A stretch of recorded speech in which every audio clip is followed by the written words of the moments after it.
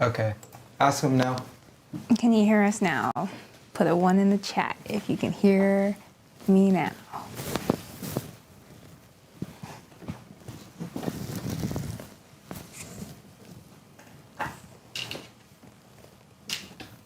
We got a 1 in the chat.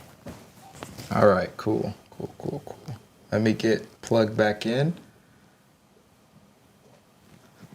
All right, so cool beans. All right, so I mean, let's start this whole show over again, okay? Okay.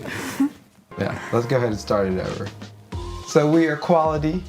Kenya Mac is dangerous. We're gonna be talking about the lethal cocktail of femininity and conservatism.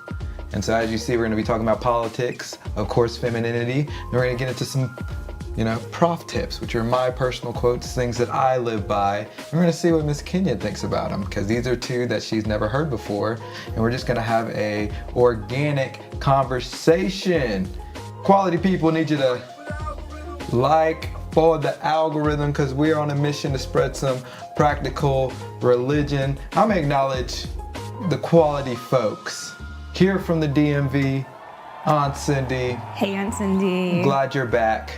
I Yes. know you're a working woman, but we play pickleball, so sometimes We just gotta go a little early. you just gotta go a little early.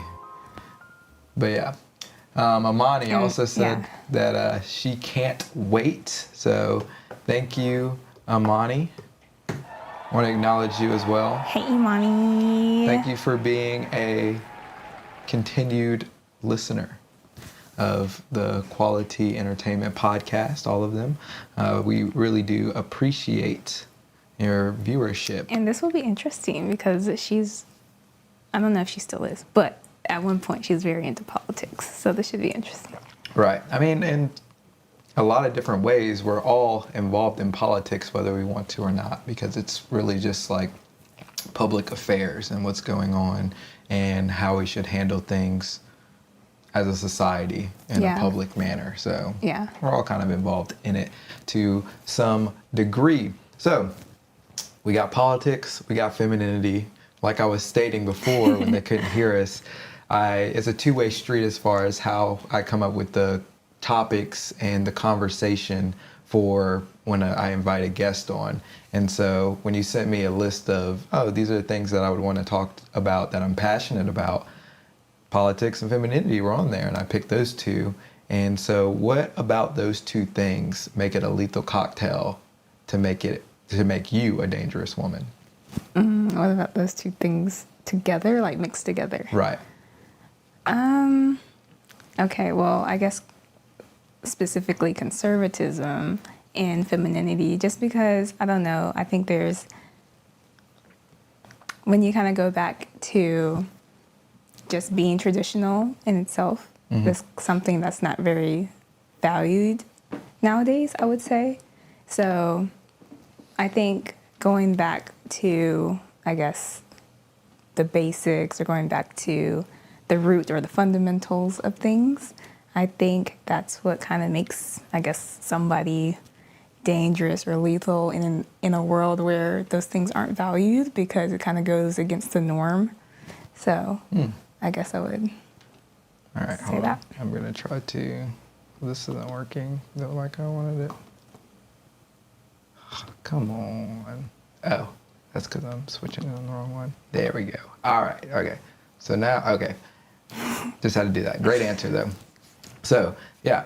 So, I think that's a great segue into, politics. So let's get into our first segment, politics. So, Politics. you went to school and you studied political science. Is that correct? Yep. Political science. Why did you study that, and what was your thought process when choosing that major? It's always something that just came natural to me. Like in high school with civics and government, I took U.S. history, I took world history. Those things, or AP U.S. history and AP world history. And I don't know, those things just came natural to me. I always thought it was interesting seeing just how cultures just came together, seeing how decisions you make now affect what happens 10 years, 5 years, 20 years down the road, the next generation. So just seeing like how those things came together was very interesting to me. And then like in college, like, you know, politics or political science, you would have to take that as a gen ed kind of course. Right. And I just like, it was just easy to me. Like I just got it, it clicked. And then when I originally went to school, I went to school for biology because I thought I wanted to be a doctor. And then I realized that was not it. So I was like, well, what am I going to do now, you know? And then I was like, wait, let me just go back to like what I know I'm good at, which is like politics and political science, government, stuff like that. So that's why I went down that road. And I learned a lot because it's like really cool because politics is like a mix between marketing and I guess there's another word. I don't know, it was like a game, I guess. And I always thought that was pretty fun. So that's why I went there. Nice. So what about it makes it like a game in a sense? Because you kind of have to, it's like a story. So you have to know how you're going to frame something in order to get a certain reaction or get certain people to follow your method or get someone to vote for whatever they want, whatever you want them to vote for. Right. So like wording, like changing the words to certain things, like, you know, when you go voting and they have the amendment section and you either are like yes or no, just the wording of that can completely change someone's answer between a yes and a no. Right. So that's a game. And even just watching like the debates, like you can just see like some people are very practiced in what they're going to say. Like they practice it over and over and over again to make sure that it basically becomes them essentially. Yeah, and make sure that they hit all the SEO talking points and stuff like that in order to get whatever demographic of people in their camp, pretty much. So, I got you. Yeah, that's super interesting. I've always been interested in just from outside looking in at politics, because I'm naturally more of like business-minded marketing, like how do we sell stuff? And so that's what politicians are doing a lot, much of the time is they're selling a dream, they're selling a vision that people can rally behind. And so that's why they have to have good campaign managers and people that, you know, public relations, which is a big, you know, part of any business or, you know, just anything that, well, it's part of marketing as well. So I learned all that, but it's a big part of like your campaign is like, how is your public relations? Are you getting out and, you know, being active as far as your positive reputation and how the public views you? And so that's a big thing. So, I mean, if you equate it to a company as well, they have to do the same as well, because, you know, there's something called it's like corporate responsibility, basically, where companies will, you know, start foundations so that they can be known as a good company. And it's not necessarily that they wanted to start the foundation, but they need something to say, hey, we're helping, you know, the planet, or we're helping, you know, the less fortunate in some way, or we're giving back to our community. And so you want to be known as a good company. And the companies that, you know, get caught maybe in a scam, or, you know, there's always that company, I think when you donate shoes that got kind of exposed because it's like it hurts more people when they send it over to Africa than helps, or something like that. And then people were like, oh, these companies were just, you know, trying to write stuff off and to look good. And so that's part of politics, that bleeds into politics, because oftentimes they're doing stuff just to look good. Yeah, and it kind of makes me think of, you know, with big companies, like the company that puts the most ad revenue out there, they typically have the most customers in the sense of competition. So with like politicians, the politician that typically has the most funding to put out for advertisements and like traveling and doing all that kind of stuff, they typically do the best in the polls and stuff. Yeah, that's super interesting because it's like the more you spend, essentially, and that's why fundraising's so big. When they're like, oh, they're breaking records for most funding or, largest campaign that was ever, like, they spent the largest campaign in like recent years. And it's like so, like, why does that matter? But it does matter because important. the more money you can spend, the more eyeballs you can get in front of. And the more eyeballs you get in front of, it's just the more likely people are to remember you when they go to the polls, especially if it's a toss-up. Like if it's a toss-up between, I don't really know who to vote for, but they've heard your name more or they like your slogan more. Yeah. And it's, almost like that annoying song that can't get out of your head. Then it's like, oh, well, I guess I'll just go with him. Yeah, I guess I'll go with him. So, yeah. Mayday had an interesting question. Shout out to cousin Michael. He said, did she want to run for office? I think I did like when I was like older, but I think now I'd rather just have businesses and take it from there, because I feel like business owners and people that kind of have their money in their town have more of a voice, have more time, and are more influential than the person in office. So I'd rather do that. Yeah, it's kind of like what they always say is like the people behind the person that gets elected are the ones actually pulling the strings, and it's not oftentimes the person in power is, a figurehead. Yeah. Kind of like in that show, I don't know if y'all have watched Bloodline, but we watched Bloodline. Oh, yeah. Like that one guy, not saying that he was ethical whatsoever, but it was just kind of cool how he was like, he just could pull the strings in whatever direction, and he didn't have to be like the face of anything. Yeah, he was like, you want to run for, I think it was sheriff. And he was like, I don't know how to run for sheriff. He's like, I got you. I got you. Don't even worry about it. All you got to do is say yes. And we were like, what? Does this happen in real life? Because, art imitates life in a lot of different ways. And so these ideas aren't coming from nowhere. So super interesting. So Mayday said, so gotcha. So future mayor. I don't know about that one. You don't know about that one? No. So with businesses, so you say you want to start, businesses. So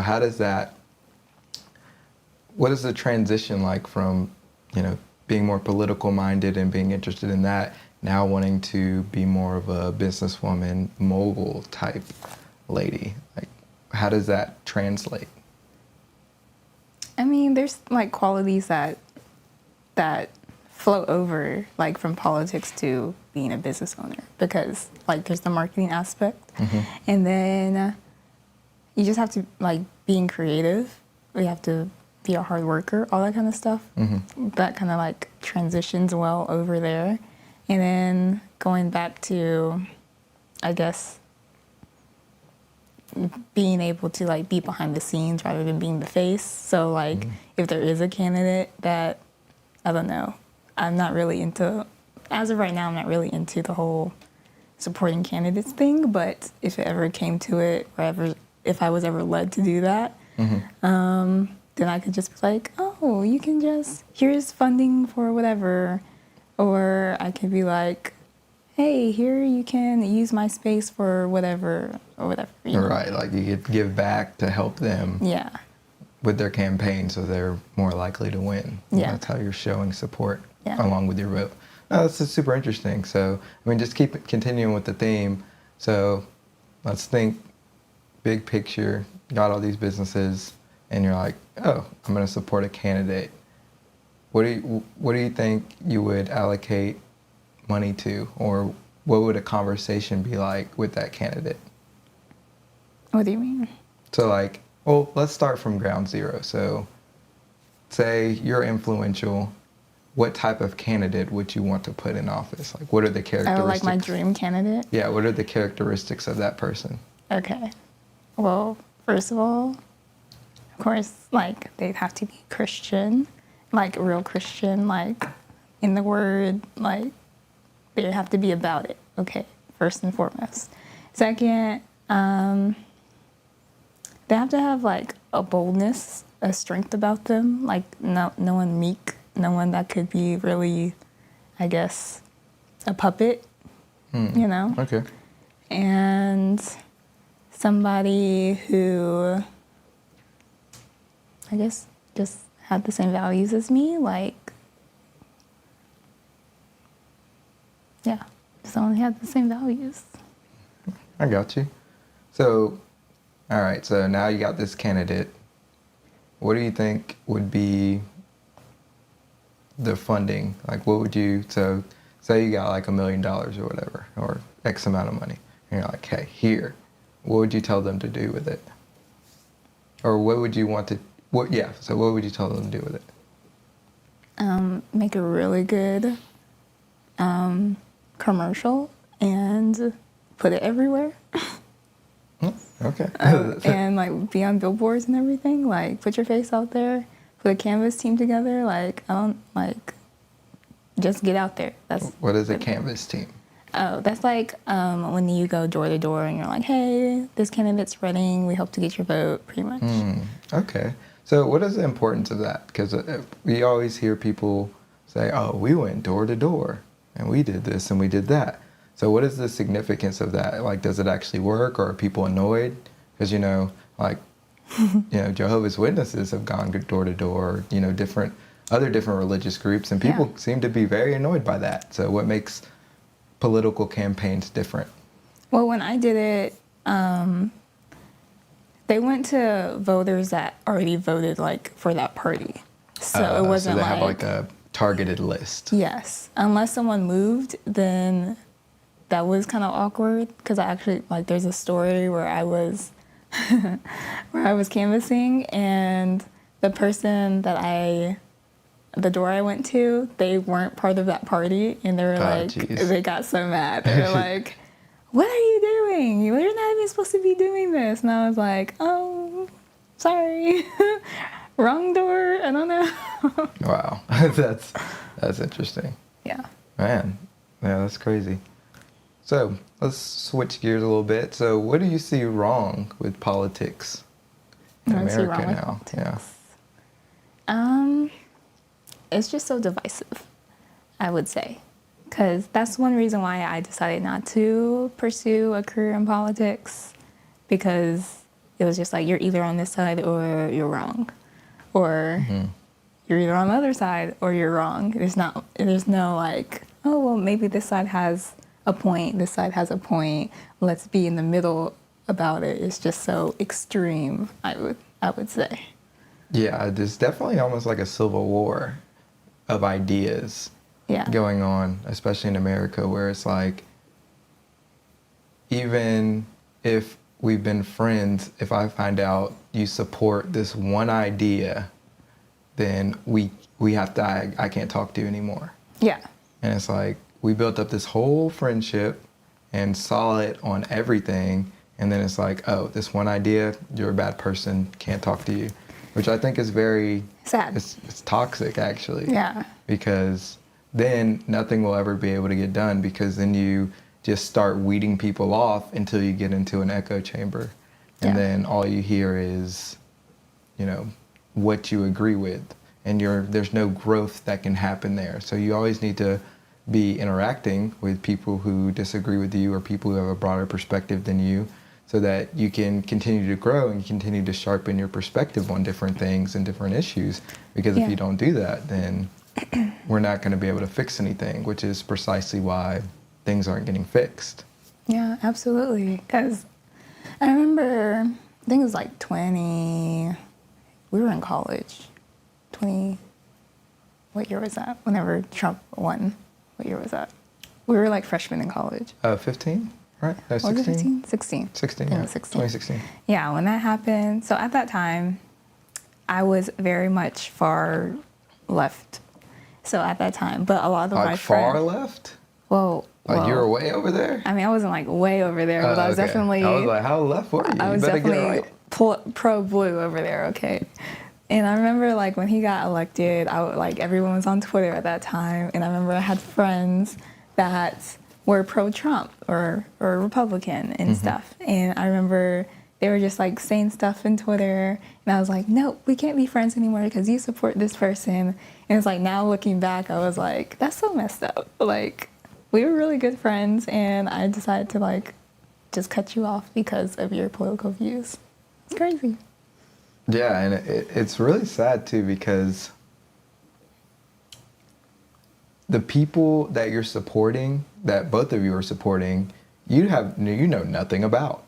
Like I don't know Donald Trump, and they don't know Joe Biden or whoever each of y'all are voting for, but y'all are dividing and deciding to separate this friendship that y'all built in person over these people that y'all don't know in real life, who all you know about them is their talking points and what they say they support and what they say they're going to do. Yeah. And not what they've actually done. I mean, of course, I'm not saying that presidents don't come through with everything they say, but most presidents don't follow through with everything they say, right? They might, hit some key things that they said they were going to do, but it's very rare that everything a president promised they said they were going to do that they can do, because you're fighting Congress and the different branches of government, and it's just hard to get stuff through, especially now that things are so divisive. It's even harder. So yeah, it's very interesting how that works, that we're willing to separate personal relationships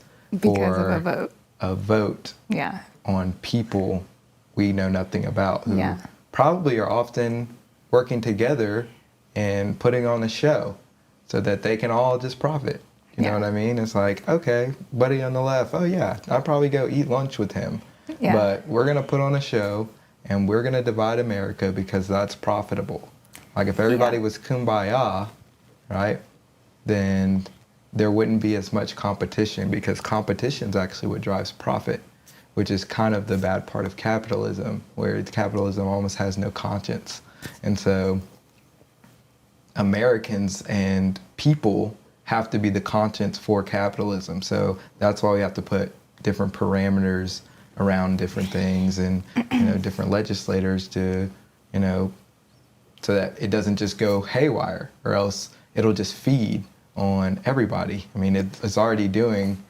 Look at Amazon. Amazon's feeding on just everything. All right, you want 2-day shipping? Okay. Oh, we can get it to you today now. It's crazy. And so now you're just like, boop, boop, boop, boop, boop, boop, boop. I mean, they give the people what they want. Yeah, they give the people what they want, but not what they need. Yeah. And so, but whose responsibility is that? I mean, it is. You do need to take some personal responsibility, but at the same time, it goes back to what you sell people, because things aren't always aren't always what they seem. Yeah. And so I would agree with that. A lot of times they could put lipstick on a pig, and then you get your package, and it's like, they should have never bought that. Like, I was bamboozled. But I mean, it is your fault. I mean, but that's also what reviews are for. I mean, reviews. I mean, it's also depends on what you're using. You know what I mean? So, like a review for one person is going to be totally different for a review because you could be using it for different reasons, or have two different perspectives on like how the product works. Because it could work the same for both of you, but your perception of what it's doing for you could be different. It's like, oh, it worked, but I didn't like it. It was not good for my circumstance, and vice versa. Yeah, it's interesting how all that works. What do you think needs to happen to, sort of right the ship and change politics? I think it's similar to what you were saying about capitalism not having a conscience. I feel like politics needs a soul, I guess. Okay. And the only way you can really like get your soul right is through Jesus. So I feel like, I guess practically speaking, I don't know, I feel like it would start with the constituents that are voting. And because if we don't vote, if everyone stopped voting, like, I don't know what would happen, but... No, that would be? The government. It would just be the government. I don't know. Yeah. I don't know. But I don't know. That's a hard question. Well, everyone can't stop. Well, what would happen is they would be able to manufacture votes because you have to sell that there's a democracy. And so if everybody stopped voting, well, they can't let that happen because then It would you can't, topple everything. well, you're not able to sell the dream anymore, right? Because then it'd be like, oh, like, what is America? So they can't let that happen, so votes would have to be manufactured. It's kind of like the other countries where there's clearly a dictator, but then they have an election and they say, oh, Yeah. this is a democracy. We had a free election. It's like, no, You think didn't. that would happen here? Like that? Or I mean, similar? I think votes would just be manufactured to show that, oh, like record-breaking numbers this year, people voted. But if you actually went and did a census on who actually voted, It wouldn't match up. exactly. It may not even match up now. Yeah, I was So, thinking that while I you were mean, talking. And that's not, I'm not, Yeah, it's I don't have, yeah, that is a, It's just a thought. yeah, that's just a thought. Like, so, yeah, not saying that that's actually true, but Yeah. yeah, I mean, I don't know how, but yeah, I think it would have to start with constituents and I don't know. I feel like people also are afraid to like vote for like the independent person because they're like, well, it won't count anyways. But I don't know. It might do something that we don't know. I don't know. yeah. I think people just need to change where their home, like their local body first. Oh, yeah. And they need to start make locally. they need to make it look like whatever they want it to look like.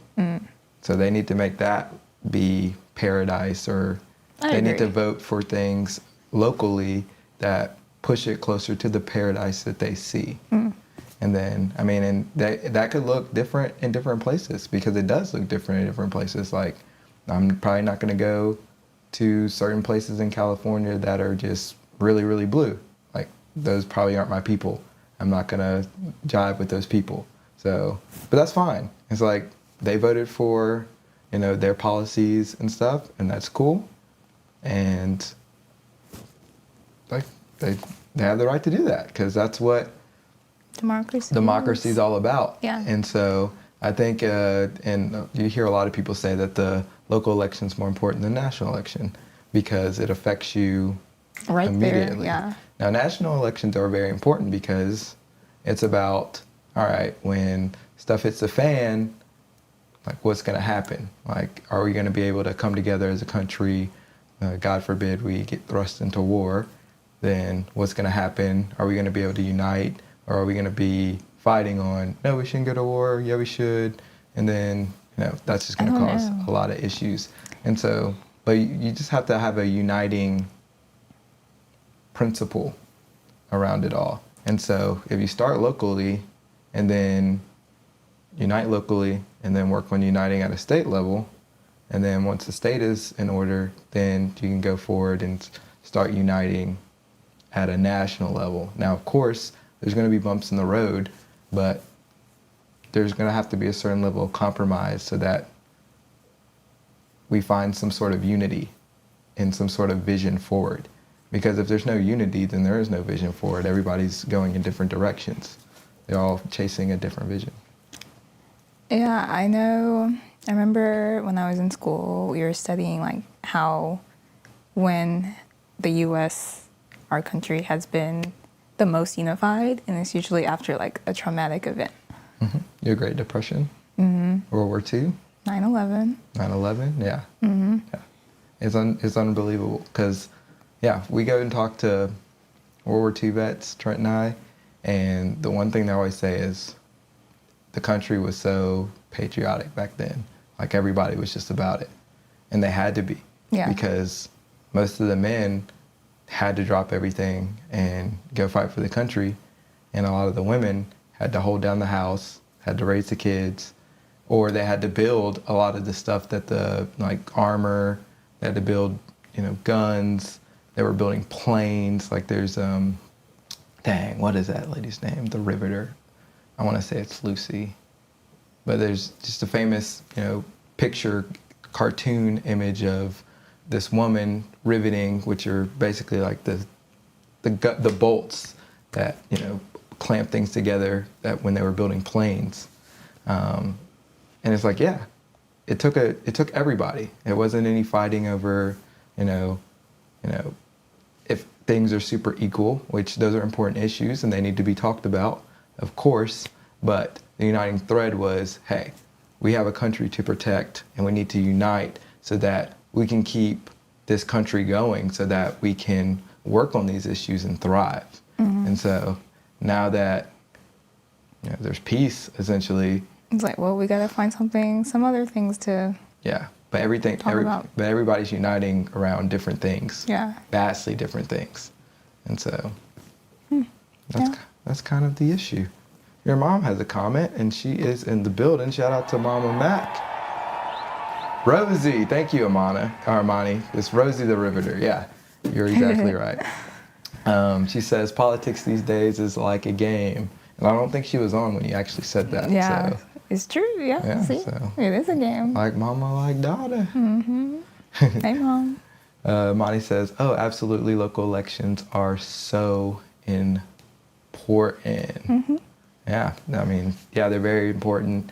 I need to be better at, you know, being informed about them. Mm-hmm. But, you know, it is what it is. I know Lester Miller in a county over is doing a fantastic job of, you know, turning Macon around. Yeah. Because it was not in a good place a couple of years ago. And I think it was on like top most dangerous places in Georgia to like live and like raise a family not too long ago. And so he's completely changed that for the better. Now we're getting the largest pickleball courts in the world. People are saying, hey, you need to buy land in Macon. Mm-hmm. Like it's crazy. It's crazy. So yeah, that is politics. When we come back, we're going to be talking about femininity. Do you think you're feminine? Yeah, I would say so. You would say so. Mm-hmm. I don't know. We're going to talk about it when we come back after this break.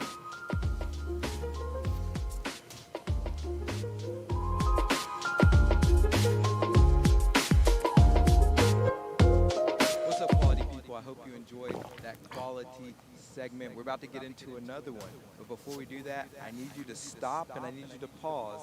I need you to share this with another quality person that they can come and be a part of this quality experience. Get everybody, all your friends and family in the chat, and let's really drive this conversation forward. We'll see you live right after this break.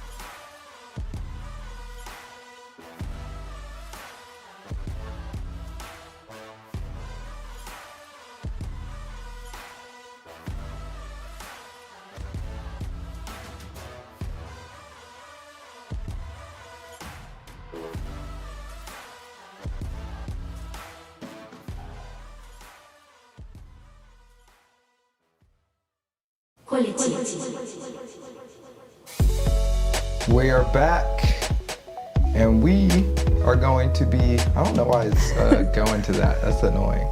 But we are going to get into our next topic, femininity. And Amani, you are correct. This gonna be good.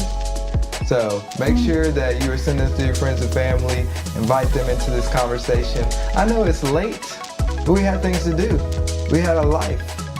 But if you're still rocking with us, make sure you like for the algorithm, because we're on a mission to spread some practical religion. So, Kenyon McIntosh, femininity. Joshua Prophet. All right, so you said you're passionate about femininity. What does that even mean? I feel like we've gotten away from that as modern women, and women as women, in today's time, I feel like we've gone far, far away from traditional femininity, biblical femininity. So I am wanting to bring it back, and that's what, Faith and Beyond is about. Just talking to other women about their faith journeys and how they move through life and things like that. So to encourage the next generation or this current generation to be a little more feminine and seek God's will. What is biblical femininity and traditional femininity? Because you said those, and those just sounded like buzzwords to me. So I don't know what they mean. So I need you to break it down. Okay, so there's different kinds of femininity out there. So depending on what you search and what you look for. So there's traditional femininity, biblical femininity, there's divine femininity, then there's dark femininity. Whoa, time out. There's dark femininity? Yeah, there are people that are into that. What does that even mean? It's more so like touchy. Like dark people? No. Like the what? Like diving into like more of like the witchcraft side of things. Oh, okay. We're moving on. Yeah. All right.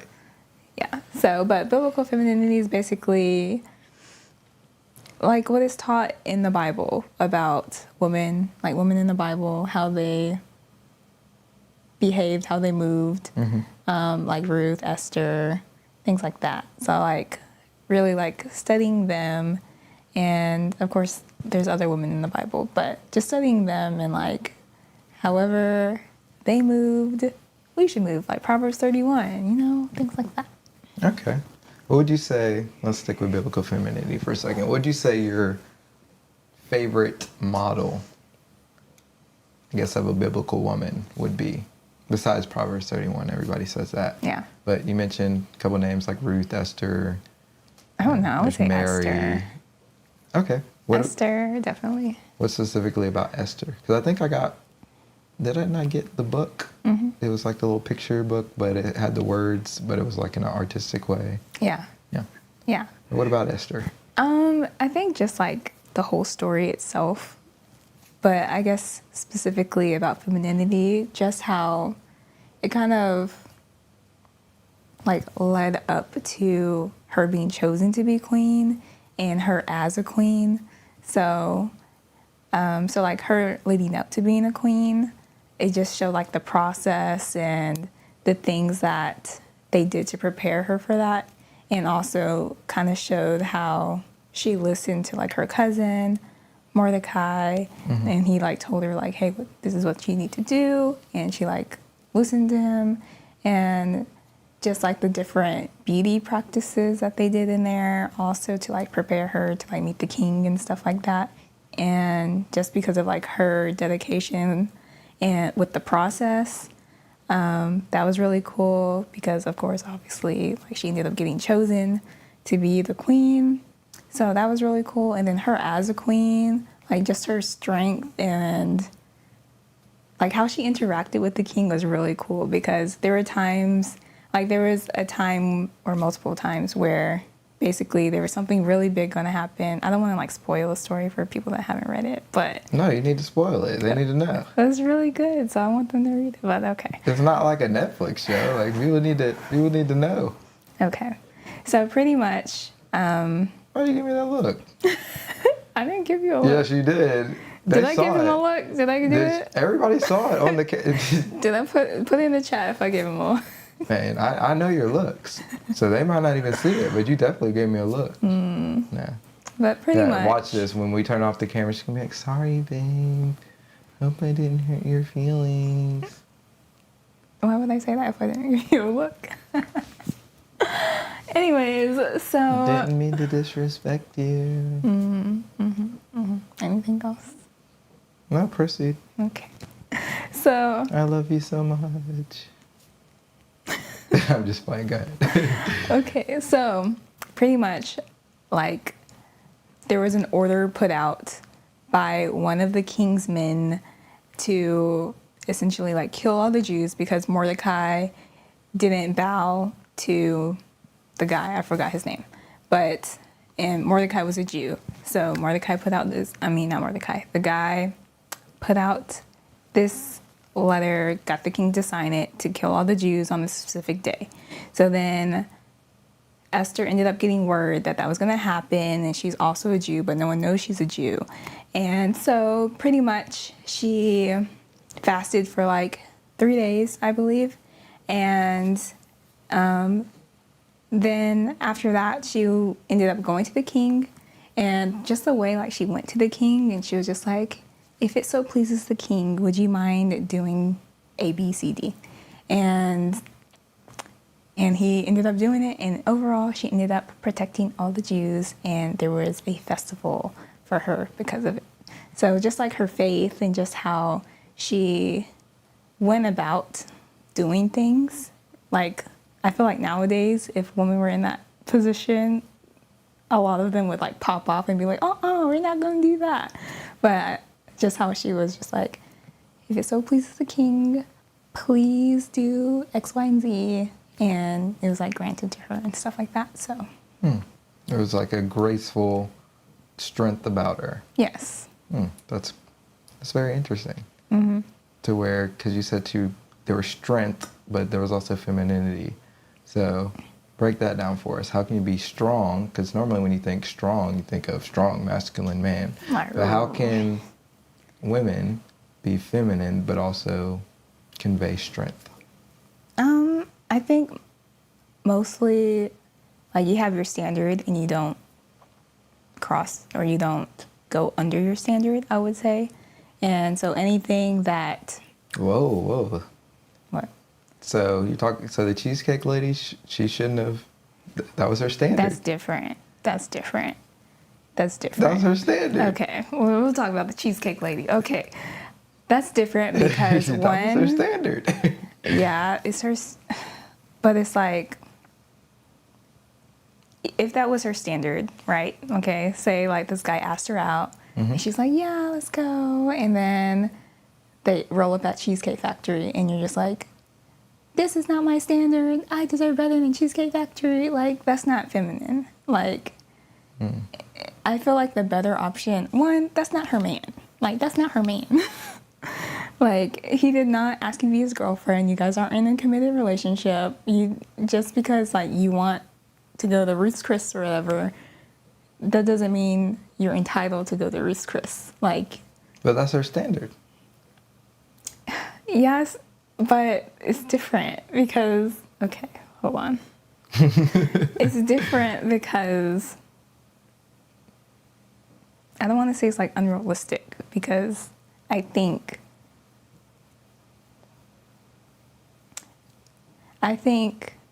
there's materialistic standards and then there's like intangible relational standards. Like, yes, there's a certain word I'm looking for, like a value, like... Oh, like virtues? Yeah. There's like materialistic and then there's things that matter. Right. And I feel like a lot of materialistic things don't matter because it's like, okay, you're only going to have it in this life. Right. Like, what does that matter? Like, it doesn't matter.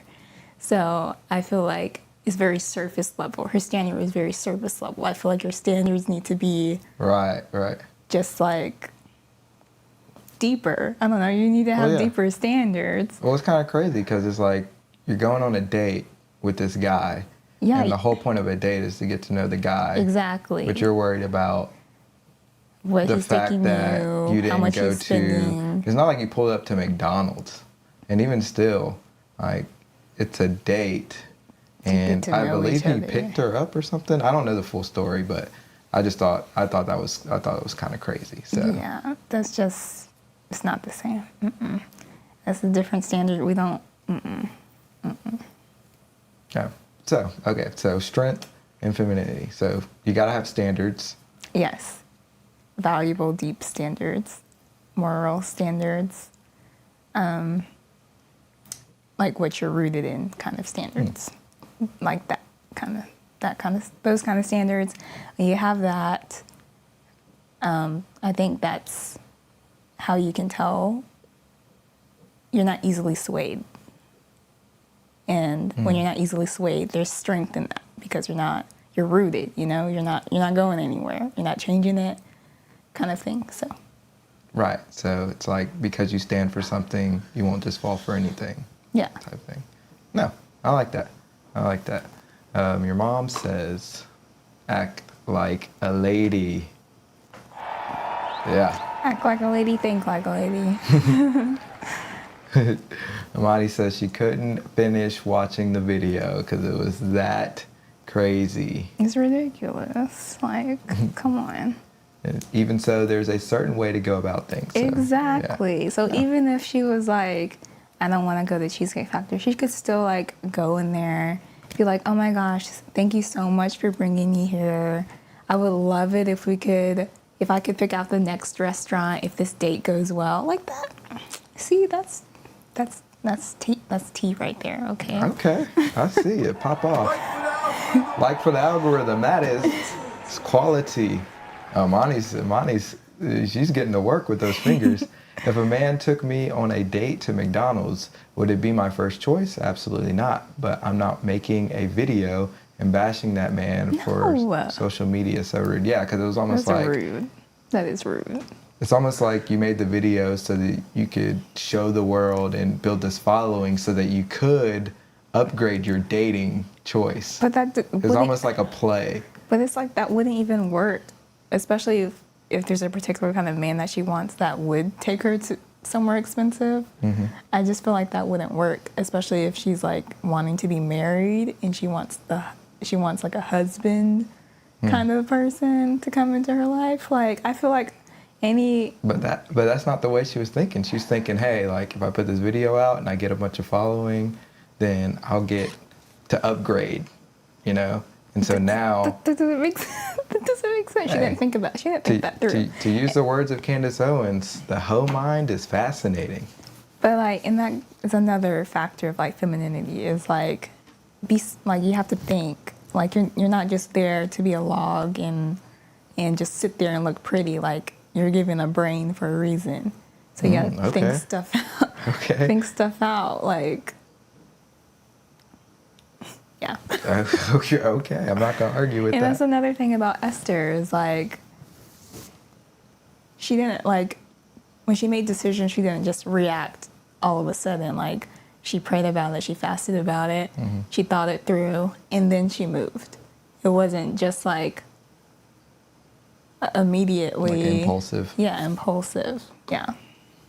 That's a good life lesson for everybody, which I think people can learn from Esther, even guys, is, hey, there's a way to go about things where you can convey strength that is not necessarily brute force, but is this intelligence, and there's an elegant way to go about things to where you don't always have to be rah-rah in your face, because even for men, sometimes you're facing an opponent like David versus Goliath. You're facing an opponent that if it's just sheer mano-a-mano brute force, you're going to lose. So what you have to use is your mind. You have to use wisdom, and you have to go with the flow and strike in a more strategic way. So, and that's how you become more successful in life. It's not always about displaying what you can do. Yeah. Right? Sometimes it's, hiding what you have and playing your cards right. Mm-hmm. So, use the cards you were dealt. Yeah. It's a game. It's a game. Going with the theme of today. T-Mac says, straight up ridiculous. I must say, the oyster lady was searching for attention. That's another thing. What was the oyster lady? I think I saw that video, but I can't remember. There's too many videos coming out. Yeah, I don't think I watched it, but I guess basically... Oh, yeah. She went... Okay.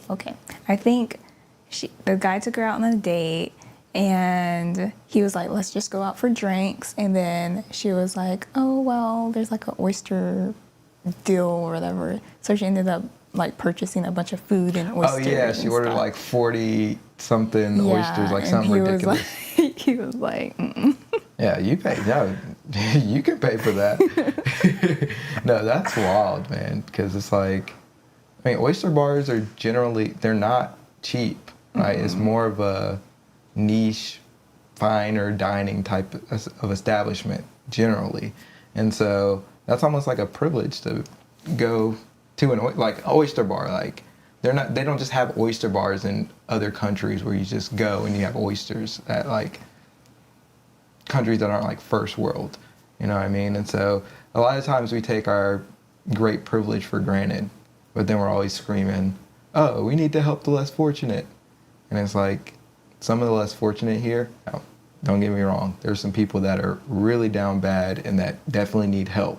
But a lot of people that are less fortunate here, or in perspective to the rest of the world, aren't so less fortunate, right? It's relative poverty. Yeah. In a lot of cases. So, but now there are some people that are down bad that do need help, and we do need certain socialized programs for them. But that doesn't mean socialize everything. That makes sense. No, I don't agree with that. I mean, like, I agree with your statement. Yes. Yeah, I got what you're saying. Yeah. Yeah. I got what you're saying. All right, so let's dive more into femininity. How does one become feminine? Like, what does that journey look like?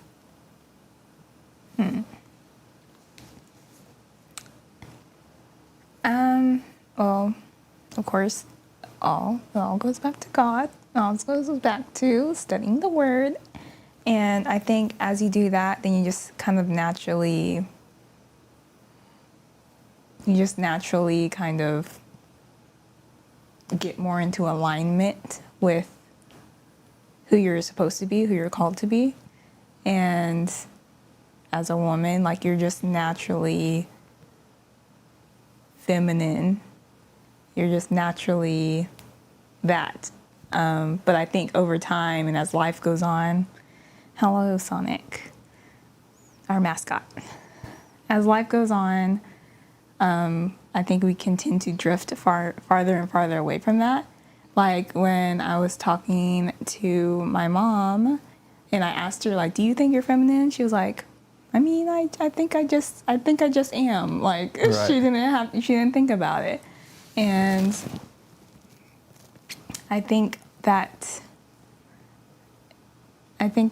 like once we are aligned with God and we are doing it's distracting me. When we're aligned with God and we are doing what we're supposed to do, I think we just naturally like drift into that mode. But I would also say like just studying feminine women, studying what femininity is, studying the woman in the Bible, studying Proverbs 31, and if there's something that sticks out and you're like, oof, I do not have that skill, you just gotta be like, Lord, please help me like with this area. Right. And like I promise you, like over time, like you'll get it, because when I was like on my femininity journey and everything, and I started studying like how to be a wife, Stop it. how to be a mom, stuff like that. There's just a lot of characteristics where I was like, ooh, I do not think I have that. So, but through prayer and like practicing those things, like they just come, I think. Like with hospitality, like I never thought I would be a hoster, like host things at my house. But it just naturally came about. Is that something you enjoy? Yeah, I like having people and friends over and eating good food with them and having good conversations with them. So I do enjoy it. Nice. Who are some women outside of the Bible that you may have studied or were influential as far as helping you to become more feminine or helping you to refine staying feminine? Definitely my mom. When I was like in early years of college, even probably high school, I definitely took her femininity for granted, and I was like, I do not want to be like hosting things. I did not want to be like a stay-at-home mom, even though my mom like worked every now and then, you know. I just like, I don't want to do that. I don't want to cook. I don't want to clean. Or like the Cardi B song? I was like, why do I have to do that? But looking back now, it's like there's like beauty in that. I remember I was talking to someone that was There's like, beauty in cleaning? yeah, there's beauty in like taking care of your home. Oh, okay. Yeah. Making it beautiful. Okay, that makes sense. Yes, taking care of your home.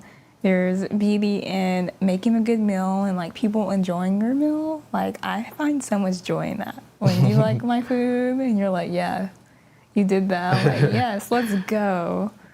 So yeah, I think those things are very important. Oh, I remember like in college I was talking to someone and I was like, yeah, I don't want to cook. And then they were like, so you don't want like your kids to go to school talking about how good your food is? And I was like, that's a good point. Dang, yeah. That's a good You point. just went for the jugular I there. was like, okay. So you didn't want to cook? Why? Why didn't you want to cook? Because I was just like, I just felt like as a woman, that was like my thing to do. Like I was supposed to do it. And so And you I were was like, like- let me just rebel against that? Yeah. Yeah, and I think a lot of women or young girls are like that, to where they're just rebelling against, Their nature, they're just natural. well, yeah, just the things that they were supposed to do that have embodied women or a woman's role for so long, that they're like, I'm going to do the exact opposite of that. I'm going to be the antithesis of this model traditional woman, because this is kind of what society's pushing towards. Now, there's a lot of different things within, the traditional mold that needed to be broken, but that doesn't mean that everything was bad. And so Yeah. a lot of things, like you said, cooking brings enjoyment for a lot of different women that I know.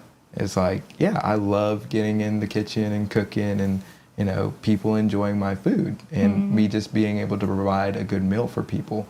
And I think if a lot of young ladies, especially nowadays, would break this wall down in their head that they have to be the opposite of that mold and, try different things, they'll be like, oh, no, this is very satisfying, right? And so that doesn't mean you have to embody the whole persona of what a traditional woman is, because I don't even think you do, because we live in a different time. Yeah. So, but that doesn't mean that a modern woman has to be the opposite of what a traditional woman is. You can take the best characteristics of it and fit it into our cultural context for today. Because, a lot of times that role was, the woman's role was like that because the man went out and worked and brought the majority of the income in. So it was like, oh, well, let me do my part for the household. So now that, women are making a lot of money now, things have to, even out, because things still have to get done. But that doesn't mean that, providing a meal for, your family isn't still going to be a good thing. You see what I'm saying? Mm-hmm. So, yeah. And I think that's something that, generally nurturing people, especially women, that just tend to like. It's like, oh, yeah, I provided this meal for my child. I provided this meal for my husband. Like, I get to take care of this, and I get to take care of that, and make sure the house is clean and neat and looks good. I designed this, I designed that. I think it's just a cool thing that helps you embody femininity. So, Yeah, I would agree. yeah. I'd also add, I think, I would say like your mom also kind of molded me Oh, do in tell. femininity in a way. I think like in the strength aspect, just because like, well, she knows how to cook. Like she's very good. She's very good. at cooking. But also just like, Yeah, I remember. Because you were like, I'm not sure if I'm going to be able to cook like your mom. It's like, I'm not expecting you to. I knew that was going to be pretty hard to top because like growing up, and hold your thought, but growing up, I would like eat my mom's food and be like, yeah, this is just great. yeah. But I kind of like took it for granted until I went to my friend's house. And like everything was just different. And Yeah. you're just like, You're like, oh, wait a second. it's like, this is worse than the, no, I'm not gonna, this is bad. You know what I mean? It's like, because like presentation, not as good, but it's like, okay, like, my mom goes over the top, she's just one of those moms. But then you cut into the chicken and it's like, oh no, this is dry. It's like drier than I'm used to, and not even that it's bad. It's not like totally dry, but like it's just way drier than you're used to. And then everybody's talking about how good the food is, and you're like, y'all don't know. It's real funny how when people have certain gifts and you just grow up with them, or grow up reaping the benefits of their gifts, you can often take it for granted until you have to go somewhere where that somebody else has to showcase that same talent and they're not as talented as it. So yeah, it's very interesting. But proceed. How did my mom show you strength? Oh, just how, I would just say it, just how she, you know your mom, but just how she carries herself. Like, she's still, like, she knows how to dress. Like, she dresses very classy, very put together. And she has a strong personality, but she's also, like, has, like, a nurturing, care about you side also. Yeah, it's a very interesting dichotomy. Yeah. Like, she's very upfront and direct, but then also at the same time, like, Very come over warm, and too. let me provide this meal and let me do this and we'll have you over. But at the same time, she's like, I don't want people out. So like, it's really funny. It's really funny to see how my mom works. But yeah, that's awesome. That's awesome. Do you have anything to add on femininity? I would say, like, if you are watching this and you do want to be more feminine, it takes time, and there's a lot of layers to it, but start with Christ, and then everything will fall into place. You will find your own style and everything, because I think a lot of times people think femininity is like this one box, and you fit in this one box, and everyone who's feminine has to look a certain way, but I think there's different styles to it too. So I would say that. Oh, well said. I like that. So that is our femininity segment, but stay tuned because when we come back, we're going to be getting into prof tips. I'm going to be sharing 2 quotes that I found interesting to talk about with Kenya. She's going to give her thoughts and perspective. We're even going to react to a video. So don't touch that dial, as they used to say in the old day.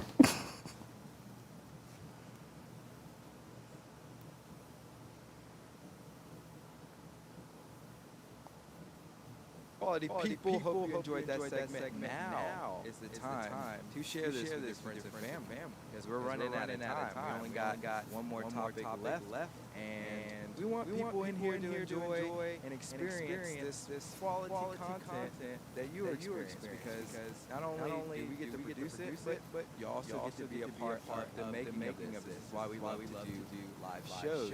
And we will be back live here right after this break. I need you to hit that share button and like for the algorithm. Hey guys, welcome to the Conscious Outlet Podcast. We are officially a part of the Quality Entertainment Network, and we are so happy to be here. I'm Miracle Monique. And I'm Alan J. And we're here to discuss the intersection of culture, faith, media, so we can inspire some practical solutions to some huge societal challenges that we're facing today. So let's work together to get this done.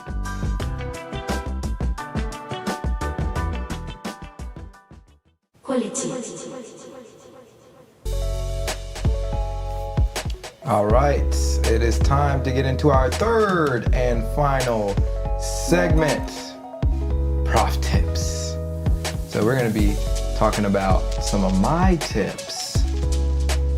Now, before we do that, thank you, T-Mac, because apparently we did a nice job on femininity.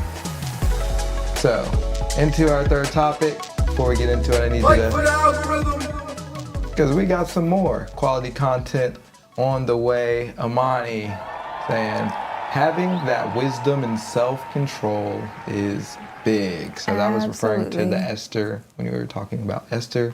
And she was also saying, yes, you naturally want to be nurturing and want a provider. So talking about like a man that provides. So Thank you for your comments. So, into prof tips. So, I've been,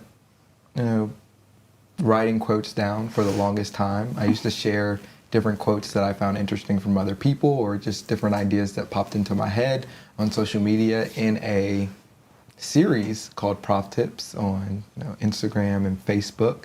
And I did 226 of them until I started upgrading the content to stuff like this, And that was actually the beginning of my content journey, was making these prof tips. Sometimes I did skits, sometimes I just sat down in front of it or in front you of did a those camera. games. That was cool.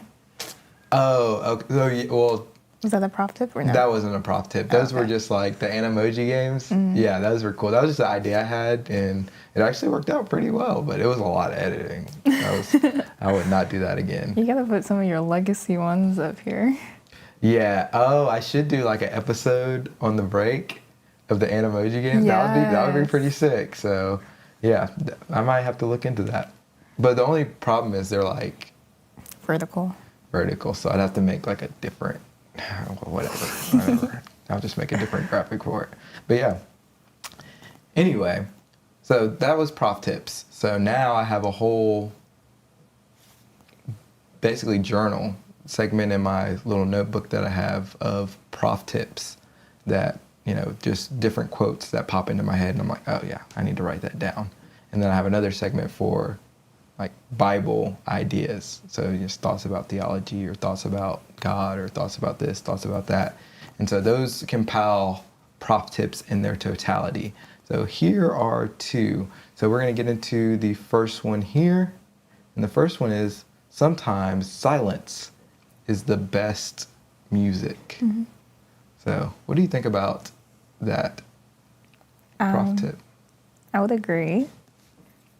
I mean, I think it goes back to, what we were talking about earlier or last week, when it comes to sometimes you just have to be in silence and meditate on the word in silence and just be, I think. Yeah, I would agree with your prof tip here. Awesome. Yeah, I think it goes to, sometimes we just need stillness in our lives. Mm-hmm. And we were talking about this, that one of our last episodes, where it was like, we just need to take a moment, especially when we wake up. The best thing to do before you get your day started is to properly attune yourself to and put yourself in the right frame of mind so that you can be the most productive and optimize your day effectively. And silence is necessary in those situations. You need silence so that you can be able to listen to people. You need silence so that you can especially listen to what God has for you. And a lot of times, this goes back to the segment, is when we pray, we're just, shouting at God. We're shouting out requests, shouting out what we want him to do for us, shouting out these different things, maybe asking him why, instead of being silent and listening so that he can reveal the answer. And so sometimes silence is the best music. Because there's also a problem with always just needing something going, right? And I feel like that builds more anxiety when you can't just be still and enjoy being. Just being, just being and just the stillness of life.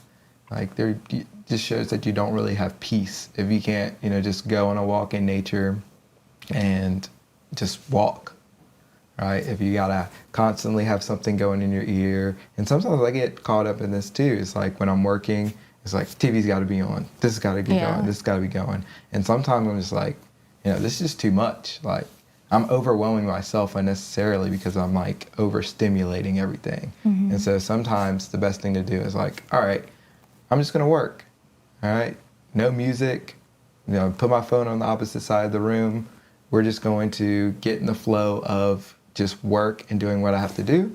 And then when it's over, then I can go and do something else. But I think because of our technology, which is a great blessing, it's also bestowed upon us somewhat of a curse, to where now it's super easy to be overstimulated with just everything, whether it's phone, notifications going off. And it doesn't help that they optimize it so that you stay on the phone or that you get this dopamine hit every time you hear the ding, you know? And so... Or get the notification, this person's following you. Oh, yeah, no. exactly. This exactly. person liked your post. Right, and so you have that, and then you got to worry about work, and then you got to worry about personal stuff, and then things just start to pile on very quickly. And so sometimes you have to learn the discipline of, okay, let me just compartmentalize this. Let me focus on this thing. Let me put everything else to the side, right? And then move on step by step by step and enjoy as much silence as I can throughout life, even when, you know, I have to be doing something. But also, you also need to carve out a time during the day where everything is just still and you could just be, and you can really get to understand who you are, because that doesn't become apparent to you unless you are silent, unless you are still, unless you are able to be, and you're able to be comfortable with that. So like, sometimes I can just sit in my room and just do nothing and just think, and I'm good. I don't need anything. I don't need anything from anybody. I'm just being. And I think that's true peace.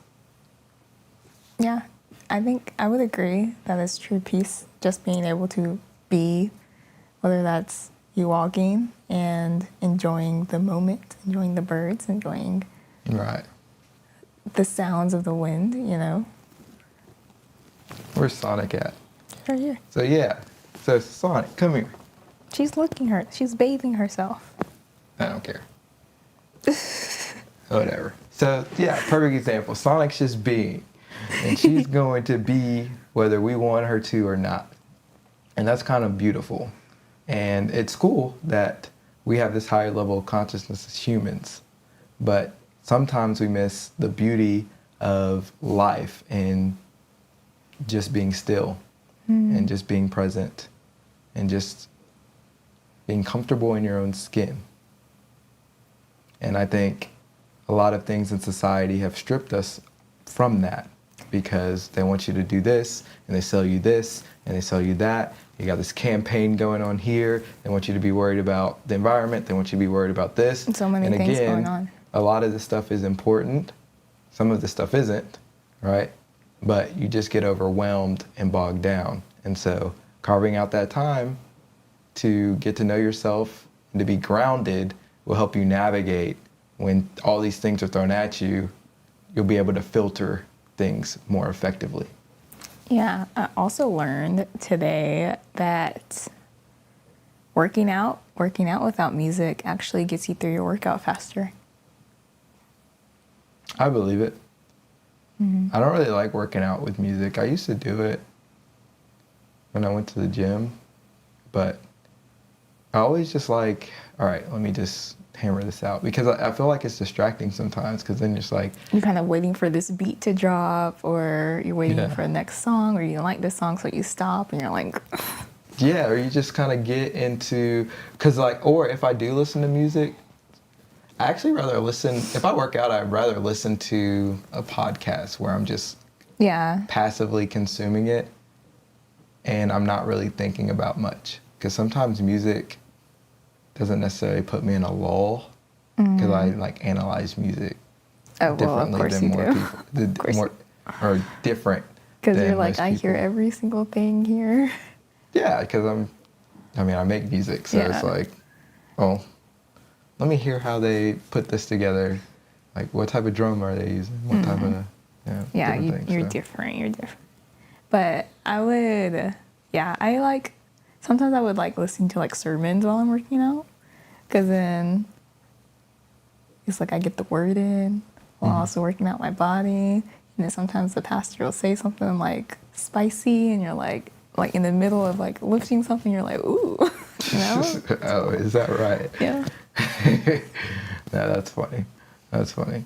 So, yeah, we got a couple comments surrounding this prof tip. So let me put them up on the screen. Amani said, oh yes, I have a notebook from Target that has tabs. I have different sections for journaling, vocabulary, and prayers, etc. Yeah, Ooh, so look at you. that's Yes, basically how my ma'am. notebook is set up. I have, prop tips, Bible, quality, just general notes, kind of just like stuff I just want to write down, just kind of scratch paper. And then I have like a daily section where I write down, okay, this is everything that you need to get done. And then there's like a little box to the side that's like top priorities, and there's 3 of them. And so those are the things that I have to get done that day. And so I make sure those are checked off at minimum, and then try to go through, all the rest of the stuff that I have going on. I guess mine is like more separated. Like I have a notebook specifically for like prayer and journaling, and then I have my planner for like my to-do list stuff, and then I have another planner for like workouts and health and stuff. I like it. Cool. You're a multi-planner type girl. I see. Amani said, yes, you need silence to hear the voice of God. I like that. And she also says, silence is one thing I'm definitely working on. Also waiting on his time. Amen to that. Oh, I don't have an amen on here. I need to change something. Amen. Yeah, I'm gonna have to change that. But yeah, silence is hard, because even if you get into a routine of silence, it could easily be broken with just one event that happens in life that steals a lot of your attention, and then you just go back into the rat race, and sometimes you're not able to spiral out. But it's very important to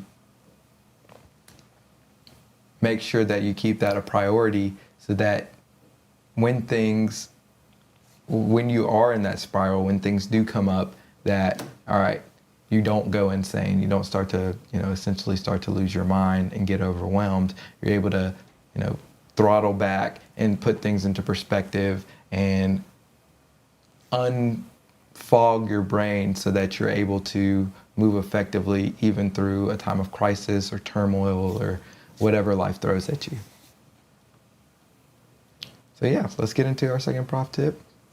Here it is. We all serve a master that is above us, even the masters. So what do you think about that? That makes me think of this verse. I don't have the exact wording, but we actually kind of went over it today in Bible study. It was in John chapter 10, though. I can give you that. So pretty much it was referencing, like in the Old Testament, how the priests and those in the clergy pretty much were called gods, like lowercase g gods.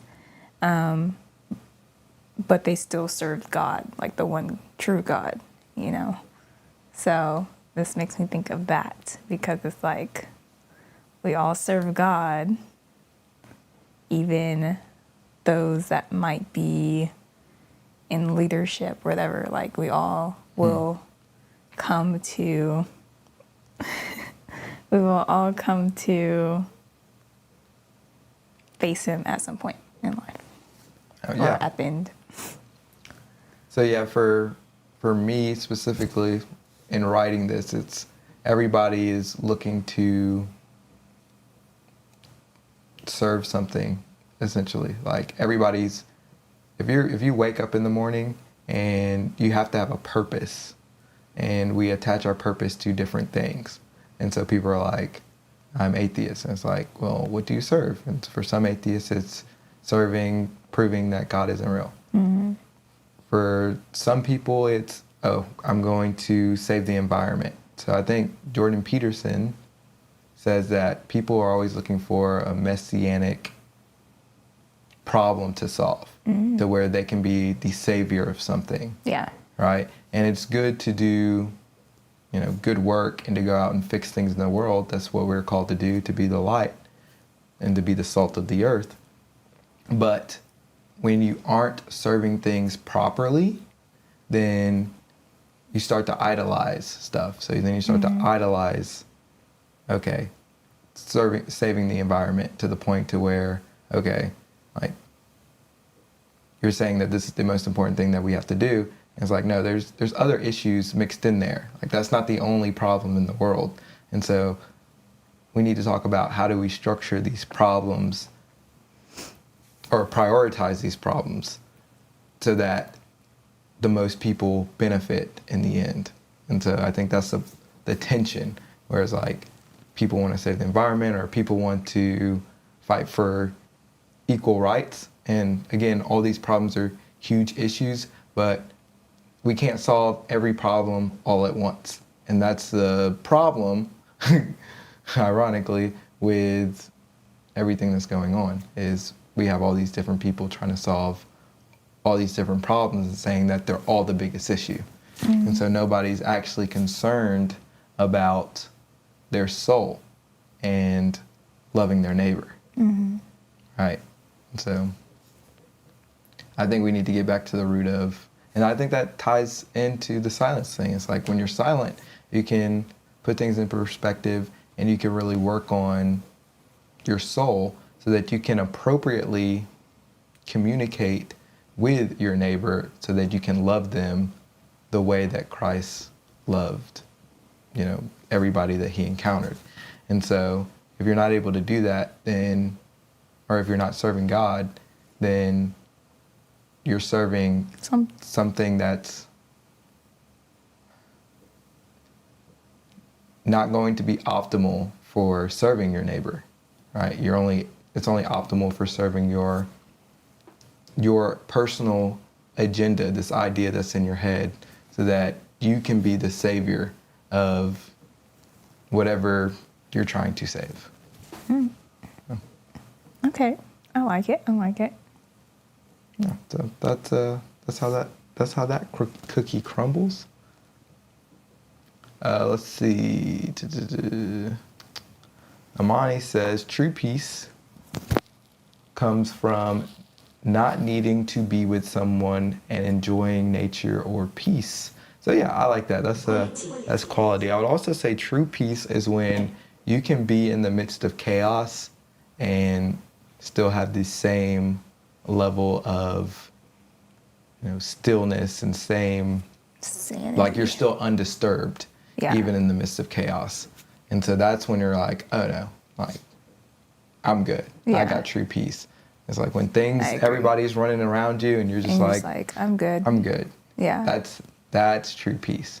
But no, I think step one though, absolutely, to attaining true peace is not needing to be with someone or something like a tool, like your phone or a TV on or just anything, or even like a book, not needing a tool, just you, quiet, in nature.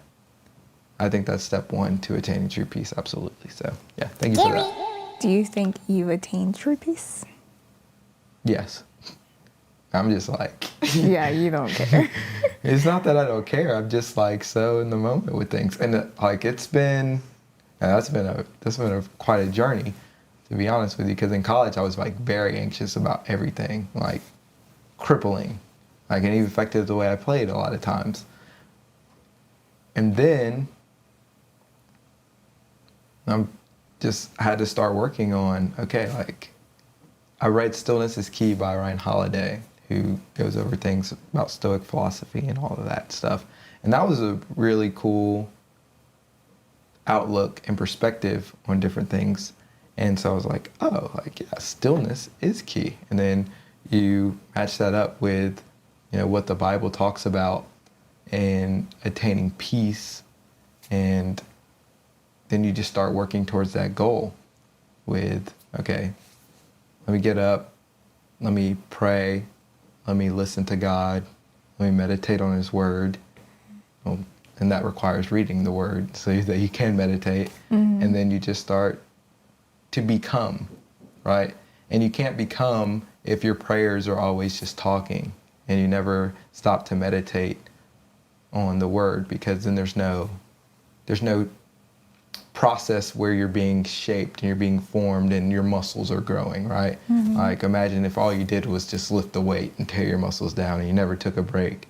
Well, then you or you never like refueled yourself. Yeah, you're literally just killing yourself. Yeah. You're over exhausting yourself. And so that's what we're doing a lot of times when we're just shouting at God, going to live life, shouting at God, going to live life. Oh, these prayers aren't working. Now I'm not even going to pray. Let me go live life. Let me go live life. And then things just pile on. It's like, well, you left out a key ingredient there. Stillness. And so, yeah, I would say that stillness started when I was just like, oh, I'm good at home and I like being by myself. And like, you can just lock me in a room for a couple of days. I'll be fine. I know how to cook. You know, I'll be fine. And then it really has matured over the last year or two where now I'm able to just go out in public and I don't really get anxious about anything. I'm just like, all right, the situations comes up, stay calm, think about what I need to do, act. And that's it. It takes a lot of practice and a lot of conscious effort, but eventually you get to the point to where you have become more and more like your goal as long as you continue to work and move towards it. I think that applies with femininity too. In what way? Because you just become. You aim towards it, you work towards it,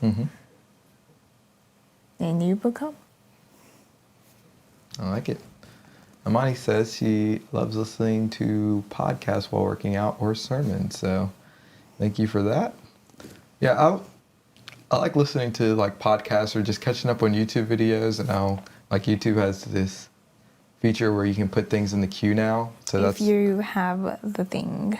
If you have... Oh, that's only on premium? Yes, it's only on premium. Man, I wish I had a laugh track. Ha ha ha ha ha ha ha ha. That's my laugh track. Whatever. No, y'all need to buy premium. I don't know why y'all people are bugging out there. I've been telling Kenya to buy premium. Because when you buy premium, you don't have to watch ads on YouTube. Or you can Or just what? add me to your plan, babe. I already told you you can have it. Like, I can create multiple things, and you were like, no, then I have to resubscribe to everybody. You literally said that. You know you did. And you get YouTube Music. Play the replay. It's a replay. I've dropped that, like the flag. progressive commercial. Yeah. Yeah.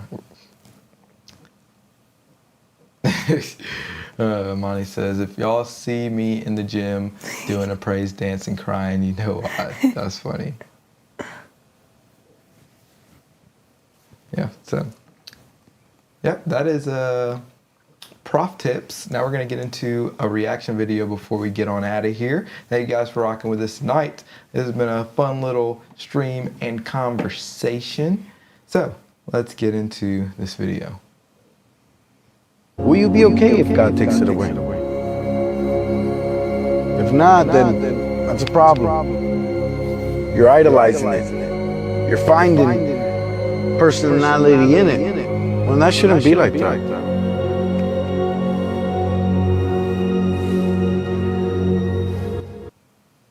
Ooh, that's good. That's good because it's like if you do think like you would just not know how you would act, or if you think like you'd be just so upset about something being removed from your life, like God removing something from your life, that is a good indicator that it is an idol. Yeah, it's really good. Yeah, it's very interesting that when you have to watch what you attach yourself to, like your attachments. It's like, are you so attached to your phone or to being with this one particular person that if they were removed from your life, that You wouldn't be able to crumble. function. Yeah. Yeah, you wouldn't. I mean, not that you wouldn't be sad or you wouldn't miss their presence, but that you wouldn't be able to continue on. Like, it's that crippling of a circumstance for you in Yeah. your head.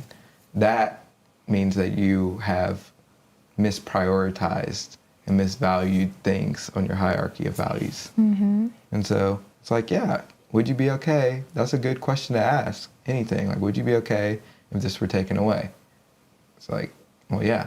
And I think that's a big reason why I've been able to attain so much stillness and peace, because I've detached myself from a lot of different things.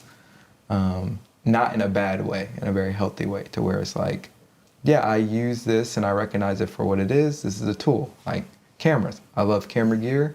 I like buying camera gear. I like buying all this audio stuff. I like playing and making these productions, right? But if it were taken away tomorrow, it's like, yeah, I'd be sad that I couldn't do it, or I'd be sad if a camera broke. But it's not like it's the end of the world. Like, life still goes on, and you can get another camera. There might be a different circumstance down the road where I'm able to do this again, right? It's not like it's the end, Yeah. right? And people see it as like the end all be all. And so when you see things as the end all be all, that's when you know that it's an idol, right? Because ultimately, God is the author and the finisher of our faith. And so he is the only end all be all for us. He's the Alpha and the Omega. And so if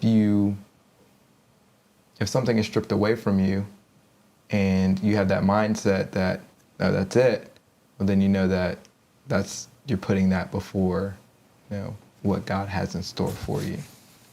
Yeah, I like how you phrased it. That was good. Good stuff. Why, thank you. So, yeah, that is that video. Are you able to, detach from things? Like, how are you doing in that department? I think I'm pretty good. I think I'm pretty good at detaching, just because I've been in a space where it was hard for me to detach, and I would have idols. So knowing how that feels, and knowing, hindsight's 2020. Right. Now it's if I even catch myself creating this idol or creating this codependency with me and you or whatever, I'm just Lord, fix it. No, we do not need this. No, we don't. Mm-mm. So, yeah, I would say I'm pretty good. I like that. Yeah, because especially in relationships too, where you're like, man, I can't go on without this person. Yeah. It's like, well, what are you gonna do then?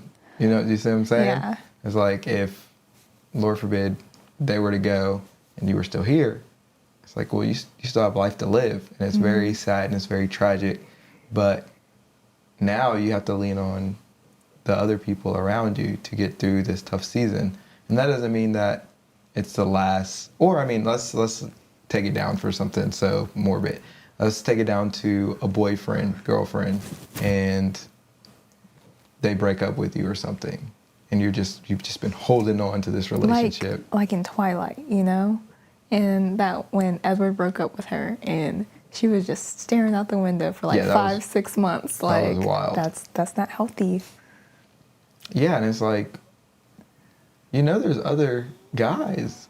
That doesn't mean that that's going to be the only relationship that will ever make you feel like that. There might be something that makes you feel even better, that's in a much more healthy manner. The relationships flows. And even even before you get in another relationship, there's just you have a purpose.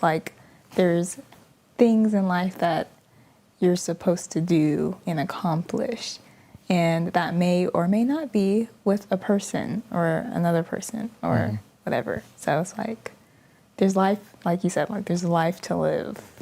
There's so much to life, rather than wallowing and being so stuck and fixated on this one thing when there's an abundance of other things out there that you could explore. No, I like that. That was quality. Now, this has been a fun little show, a lot different from a quality pod, but do not fear. because Equality Pod will be here tomorrow.